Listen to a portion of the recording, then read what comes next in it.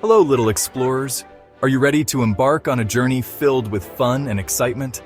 Today, we have some amazing sensory play activities lined up just for you. Sensory play is not only fun, but also helps us learn in the most exciting ways. Sensory play is all about using our senses to have fun and learn. We can explore different textures, colors, and sounds. We can touch, see, hear, and even smell different things. Imagine the wonderful world of sensations waiting for us. Today, we're going on a sensory adventure with two super fun activities. We'll be exploring different textures and sounds. Are you excited? I am. Let's get started and discover the magic of sensory play together. Get ready to have a blast. Our first stop is Rice Land. Imagine a place where you can dive into a world of colorful grains and endless fun. Have you ever played with rice? It's so much fun! The possibilities are endless, and it's a great way to explore textures and colors.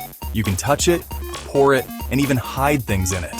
The feeling of rice slipping through your fingers is so soothing and satisfying. First, ask a grown-up to help you pour some rice into a big bin or bowl. Make sure you have enough rice to cover the bottom of the bin. Now you can add your favorite toys. You can use cars, dinosaurs, or any small toys you like. The more variety, the more fun you'll have. Or even spoons and cups. Kitchen utensils can be great tools for scooping and pouring the rice. Wow, look at you go! You're doing an amazing job exploring and playing. Can you feel the rice slipping through your fingers? It's like a mini waterfall of grains.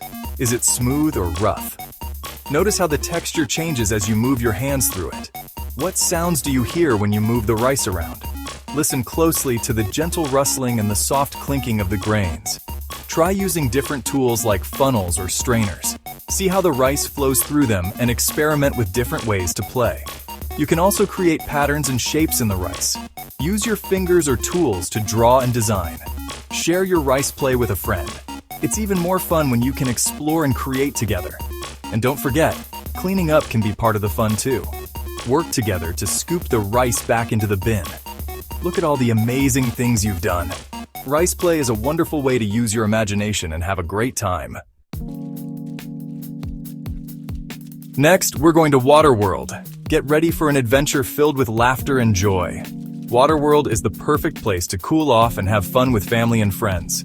From splash pads to water slides, there's something for everyone. Imagine the excitement of running through sprinklers or having a water balloon fight on a sunny day. The possibilities are endless. Water play is always a splashing good time. Whether you're at a water park or in your own backyard, the fun never stops.